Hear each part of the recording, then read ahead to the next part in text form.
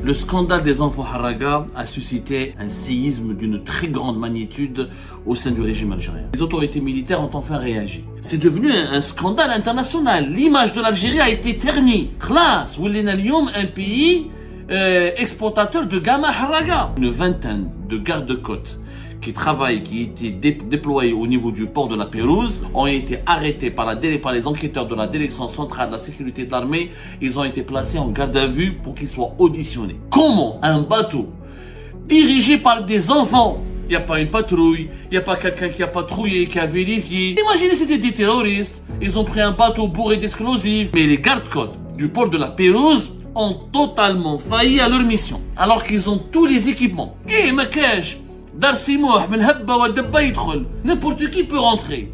Oh, mais c'est où il peut sortir. Alors que le ministère de la Défense nationale passe son temps à faire des démonstrations, des exercices en haute mer, et on expose les corvettes, les navires. Le chef d'état-major de l'armée, il est en colère, il sait que ce scandale le discrédite lui-même, parce que l'institution militaire, elle est discréditée. Vous nous chantez tout le temps, nous sommes une puissance régionale où on est capable de protéger le pays. Vous n'étiez même pas capable d'empêcher des gamins de sauver, de prendre un bateau, de se sauver. Le scandale des enfants Haraga a suscité une secousse, un séisme, voilà, un séisme d'une très grande magnitude au sein du régime algérien.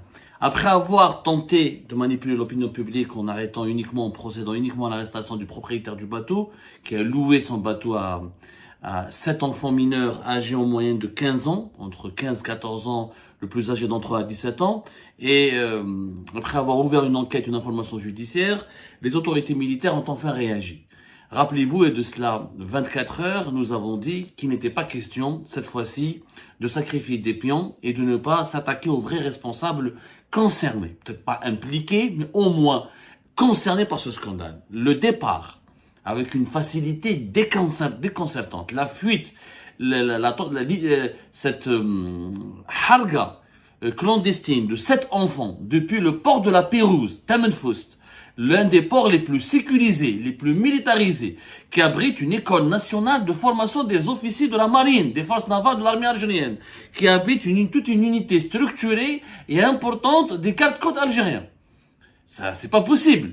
On peut pas laisser passer cela dans l'indifférence générale et s'acharner uniquement sur le propriétaire du bateau ou responsabiliser ou culpabiliser uniquement les parents. Dieu merci, les autorités algériennes ont écouté notre mise en garde et notre cri de colère qui vient du cœur et qui est le cri d'un citoyen patriote, qui aime sincèrement l'Algérie et qui veulent que le pays change et qui veulent que le pays puisse changer pour que ce genre de drame et de tragédie ne puisse plus jamais se reproduire. Parce que c'est devenu un scandale international. L'image de l'Algérie a été ternie, a été salie. Khlas, ولينا اليوم un pays exportateur de gamins Haraga.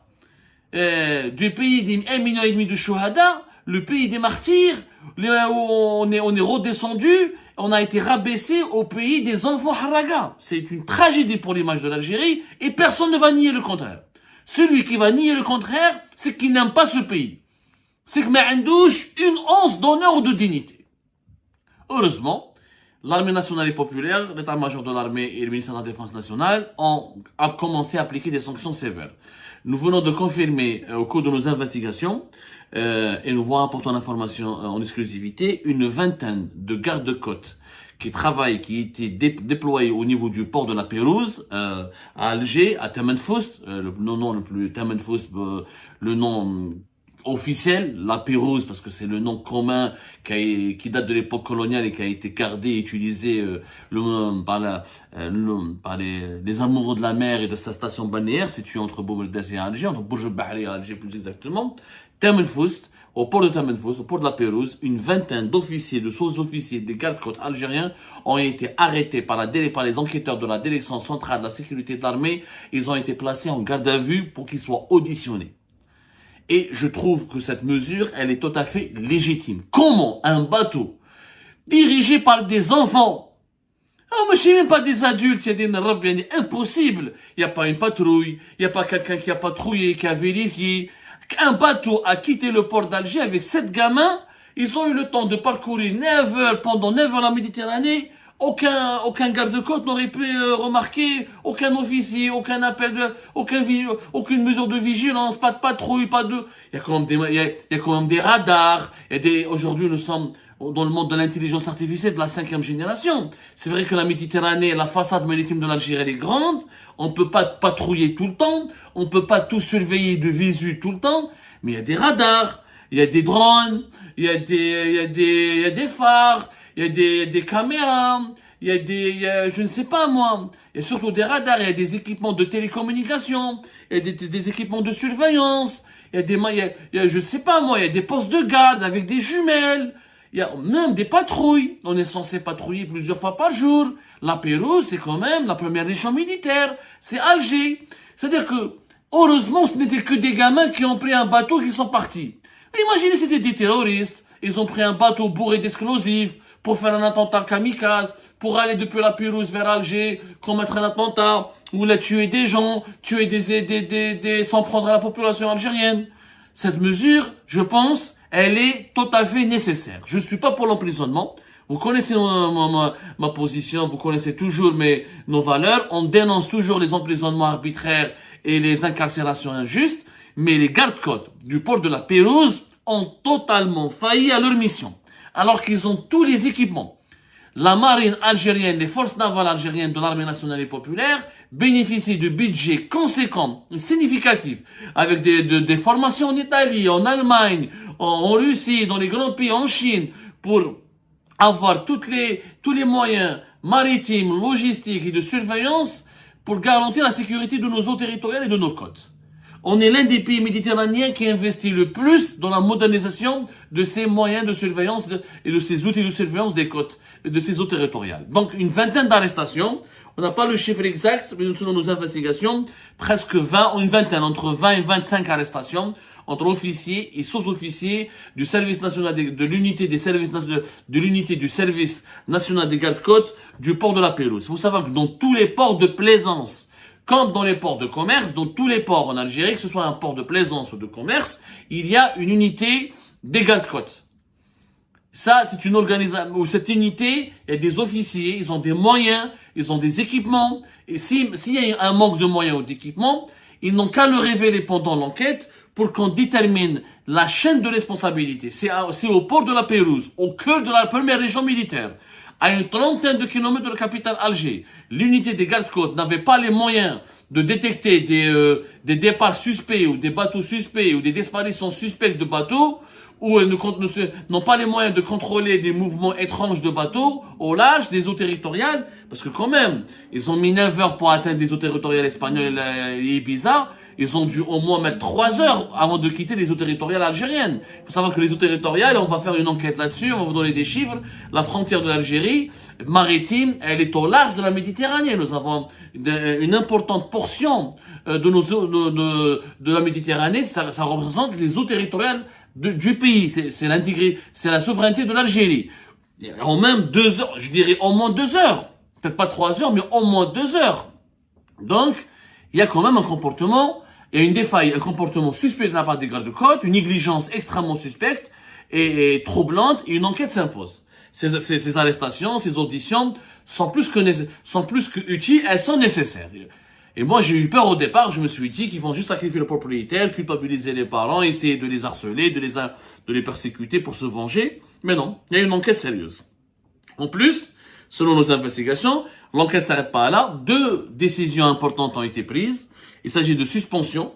Le commandant des gardes-côtes du service national des gardes-côtes, le commandant des gardes-côtes a été suspendu, et le commandant des forces navales de la façade maritime centre a été suspendu, et ils vont être limogés selon nos sources. Ils vont être limogés. Le haut commandement de l'ANP ne va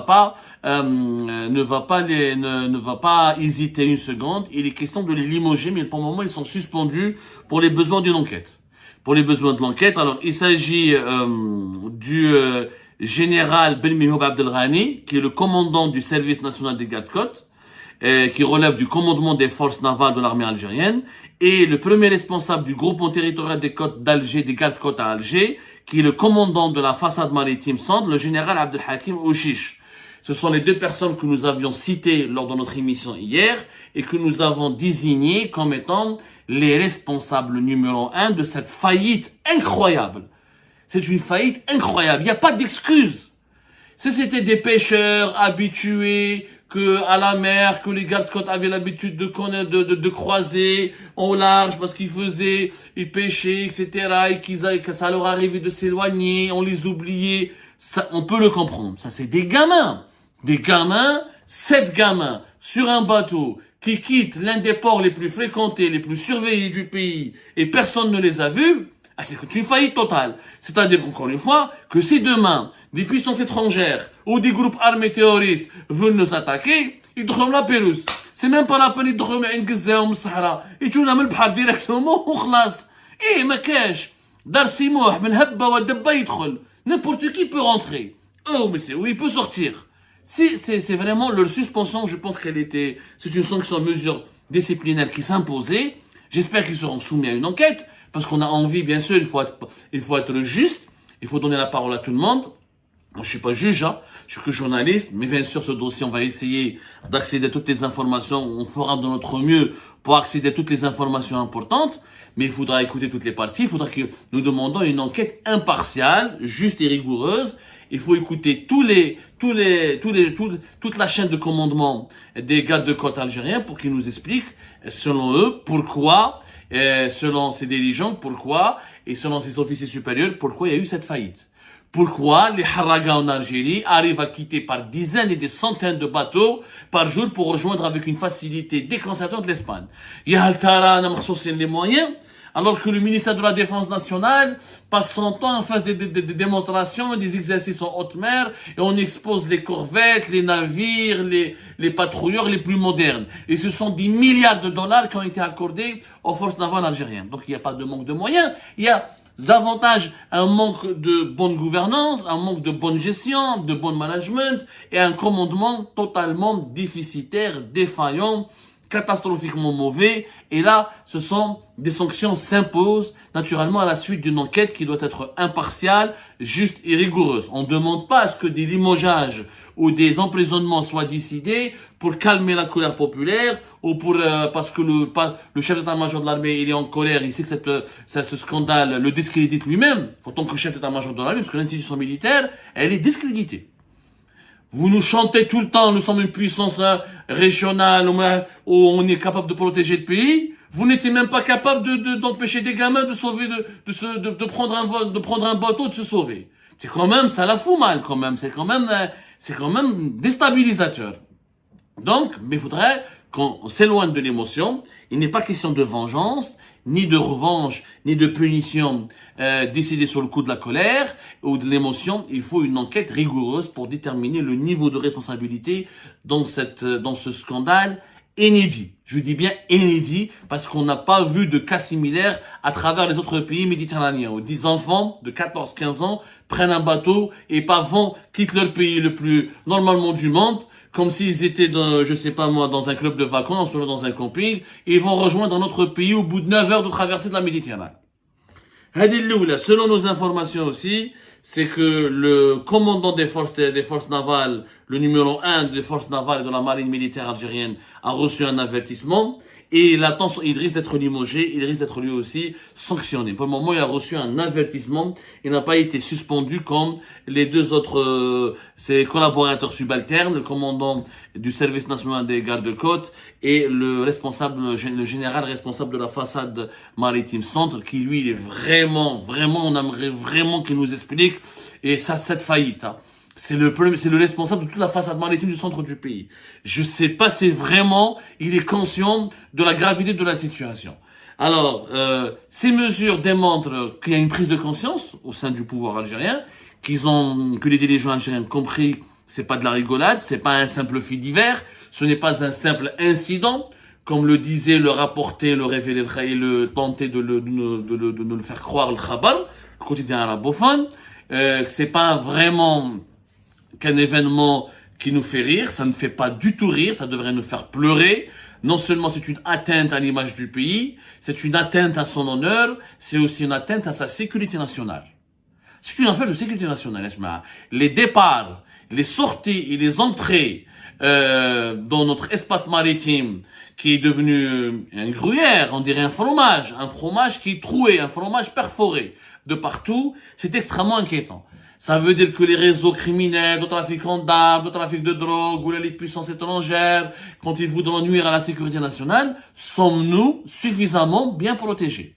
Un bateau qui quitte l'un des ports, encore une fois, si c'était un port de pêche à l'extrême ouest ou à l'extrême est, ou un port de pêche où c'est des pêcheurs avec un chalutier, et ils ont l'habitude de prendre le large et ils profitent d'un moment d'inattention. Là, c'est des gamins des gamins de 15-15 ans, qui ont pris le bateau depuis un port stratégique sur le plan militaire, où il y a une importante unité des gardes-côtes, il y a une école de formation des officiers des gardes-côtes et de la marine et des forces de la marine. C'est comme si quelqu'un va prendre Mars al-Kébir, qui est la base militaire navale. C'est comme si quelqu'un militaire, il dit un bateau, il a Mars al-Kébir. Oh! Mais là, c'est quelque chose, il y a une faillite. Il y a une défaillance. Et cette défaillance, elle n'est pas ordinaire. Elle est scandaleuse. Elle est inquiétante. Elle est alarmante. Elle est effrayante. Cette enquête, elle s'impose. J'espère que la direction centrale de la sécurité militaire ou de la sécurité de l'armée va aller jusqu'au bout. Et encore une fois, nous demandons de la rigueur, de l'honnêteté, de l'objectivité, de la justice, de la justesse, et enfin de la justice. C'est-à-dire qu'il faut punir les coupables de faits de négligence grave ou de complicité selon à la hauteur de l'infraction qui a été démontrée et étayée par des preuves matérielles. Une purge au nom de la vengeance, une purge au nom des règlements de compte.